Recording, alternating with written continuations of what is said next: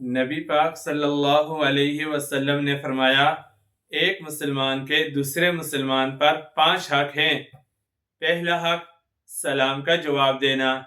سلام کا جواب دیتے وقت اس بات کا خیال رکھے صرف ہاتھ ہلانا کافی نہیں یا سر ہلانا کافی نہیں، بلکہ زبان سے سلام کے الفاظ کا جواب دینا ضروری ہے۔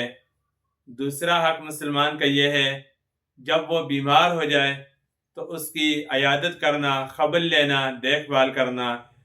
تیسرا حق مسلمان کا یہ ہے، جب وہ فوت ہو جائے اس کے جنازے میں شرکت کرنا۔ چوتھا حق مسلمان کا یہ ہے، جب وہ دعوت کرے تو اس کی دعوت قبول کی جائے۔ پانچواں حق مسلمان کا یہ ہے، جب اسے چھینک آئے الحمدللہ کہے تو چھینک کے جواب میں یرحمک اللہ کہنا، یہ ایک مسلمان کا حق ہے۔ اللہ تعالی ہمیں یہ سارے حقوق ادا کرنے کی توفیق عطا فرمائے۔